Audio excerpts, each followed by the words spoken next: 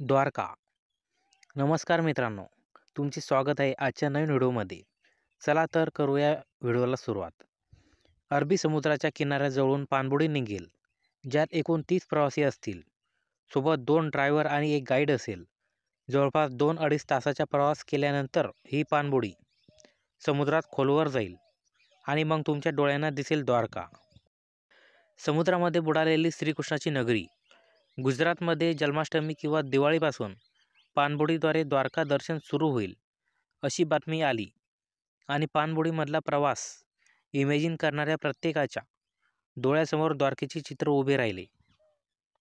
त्यात समुद्राखाली जाऊन द्वारका दर्शन म्हणजे पाण्याखालची द्वारका डोळ्यांना बघायला मिळणार हेच डोक्यात आलं असेल. पण खरंच समुद्राखाली द्वारका आहे का? एक संपूर्ण शहर समुद्राखाली कसं गेलं असेल आणि आतापर्यंत द्वारकेचे काय अवशेष सापडले आहेत हे सर्व पाहूया या व्हिडिओमध्ये. द्वारका, श्रीकृष्णाची नगरी. अरबी समुद्र आणि गोमती नदीच्या संगमावर असलेले असंख्य लोकसंख्येचे शहर. भारतातल्या 7 तीर्थस्थळांपैकी एक तीर्थस्थळ, 4 धामपैकी एक धाम. महाभारत, स्कंदपुराण अशा कित्येक ग्रंथांमध्ये द्वारकेचा संदर्भ आढळतो.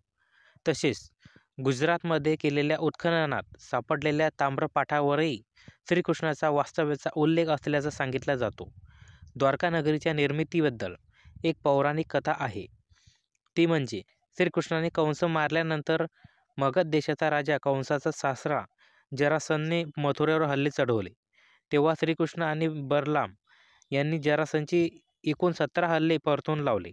पण 18व्या हल्ल्यावेळी पराभवाचा अंदाज घेऊन श्रीकृष्णाने रणभूमी सोडली. मथुरेतील लोकांच्या सुरक्षिततेसाठी त्यांना सोबत घेऊन मथुरा सोडली. सगळ्या प्रजेला घेऊन तो पश्चिमेकडे गेला. तिथे त्याने नगरी बसवण्यासाठी समुद्रदेवतेकडे जमीन मागितली.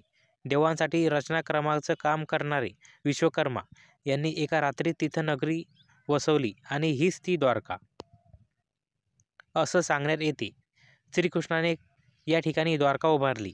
त्यात जवळपास 1000 महल होते. किल्ल्याला अशी तशी संपूर्ण शहराला तटबंदी होती. सोन्याचे दरवाजे होते. जर का फक्त यादवांना मगधापासून आश्रय मिळवण्यासाठी ही एक नगरी नव्हती, तर ते महत्त्वाचं एक बंदर होतं, ते सांगण्यात येतं. द्वारका हे बंदर असल्याचेही काही इतरही उल्लेख सापडतात. त्यानुसार द्वारका कराची आफ्रिकन देश यांच्यासोबत होणाऱ्या व्यापारांसाठी महत्त्वाचं ठिकाण होतं.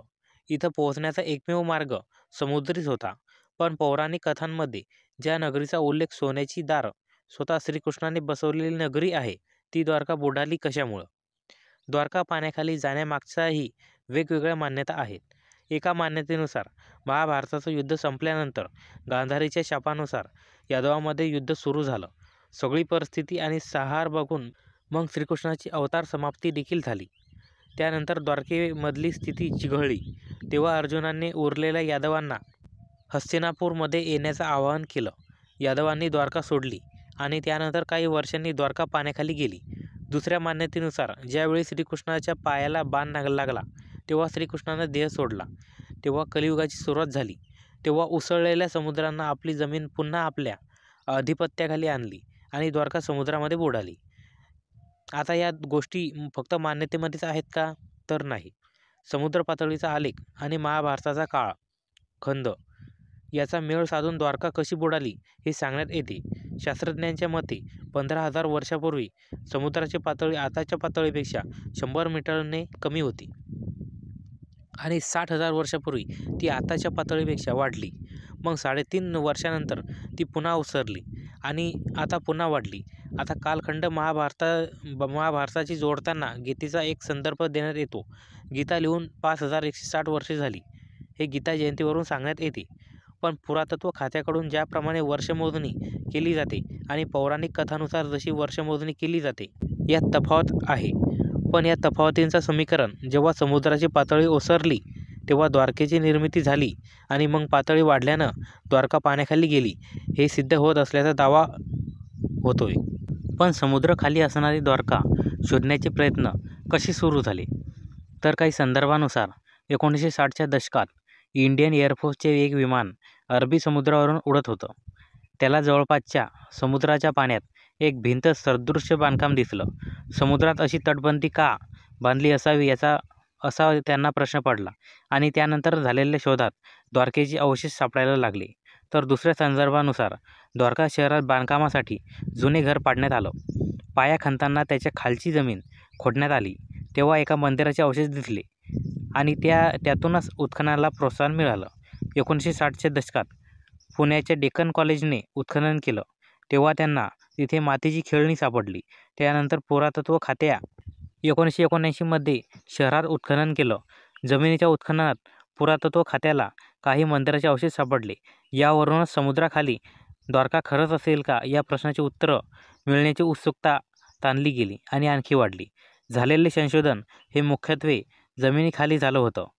जे करणाऱ्या टीमला अनेक भांडी सापडली होती जी सन 2000 वर्षापूर्वीची असल्याचे स्पष्ट झालं. मंदिराचे अवशेष, भांडी यासोबतच आणखी गोष्ट सापडली ती म्हणजे दगड. हेच दगड पुढे द्वारकेच्या अस्तित्वाच्या खुणा ठरवण्यात महत्त्वाचा भाग ठरले. पण या गोष्टीमुळे शास्त्रज्ञांची उत्सुकता आणखी वाढली आणि पुढचं टार्गेट ठरलं समुद्राचा तळ. 1983 ते 1992 या 9 वर्षाच्या कालावधीत दरवर्षी समुद्राचा तळ गाठण्यात आला. 4 मीटर ते 12 मीटर अंतरात शोधकाम झाले.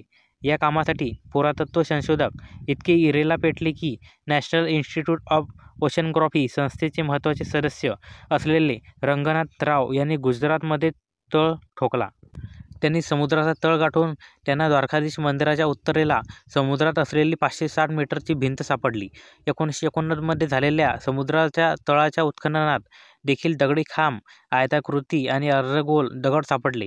या दोघांचे वैशिष्ट्य म्हणजे द्वारकेचे जमिनीखाली उत्खनन झालं होतं त्यात सापडलेले ते दगड आणि समुद्रात सापडलेले दगड यात अनेक साम्य आढळले.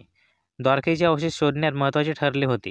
2007 साली झालेलं उत्खनन पुरातत्व खात्याचे तत्कालीन डायरेक्टर आलोक त्रिपाठी यांच्या नेतृत्वात द्वारकाधीश मंदिराच्या उत्तरेला हे उत्खनन झालं.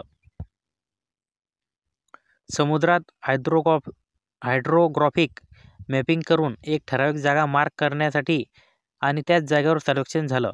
यावेळी समुद्रात सापडले दगडी नांगर त्यात वापरले ला चुनखडीचा दगड यामुळे 2 गोष्टी स्पष्ट झाल्या. द्वारका हे वापरात असलेलं बंदर होतं आणि द्वारकाजवळच्या परिसरात आढळणारा चुनखडीचा दगड समुद्राखाली सुद्धा आहे. उत्खननात दगडी भिंत, मंदिराचे अवशेष आणि आयताकृती दगड, नांगर, खेळणी, भांडी आणि नाणी सापडली आहेत. यातल्या काही गोष्टी सिंधू आणि हडप्पा संस्कृतीपेक्षा वेगळी आहेत. ब्रॉडगेज नंतरच्या काळात तर जी दगडी नांगर फक्त द्वारकेत आढळले असे सांगण्यात येत होते ते जगभरात इतर ठिकाणी देखील आहेत. त्यामुळे काही अवशेषांचा संदर्भ महाभारताच्या कालखंडाच्या जवळपास जाणार आहे असं सांगण्यात येत आहे. दिसणारा फोटो सुनामीनंतर द्वारकेच्या मंदिराचे अवशेष बाहेर आले असे सांगून फिरत असला तरी तो तमिळनाडूच्या महाबलीपुरम इथल्या मंदिराचा आहे. तर हा फोटो द्वारकेतल्या महालातला वाटत असला तरी हा नेपच्यून मेमोरियल रिफ्टचा आहे. मग द्वारकेचे अवशेषाचे खरे फोटो कुठले? तर हे दगडी नांगर, समुद्राखाली मोजमाप असणारे दगड आणि भिंती. या भिंतीचे अवशेष आता पाणबुडीतून होणाऱ्या द्वारका दर्शनामध्ये दाखवणार आहेत असं सांगण्यात येतंय. द्वारकेच्या उत्खननात आणखी चालना मिळेल आणि कदाचित माहिती समोर येईल. इतिहासाला आणि वर्तमानाला जोडणारी माहिती पुढे येईल असं बोलल्या जाते. तर मित्रांनो, आजच्या व्हिडिओमध्ये एवढंच. पुन्हा भेटू नवीन व्हिडिओमध्ये. तोपर्यंत जय महाराष्ट्र.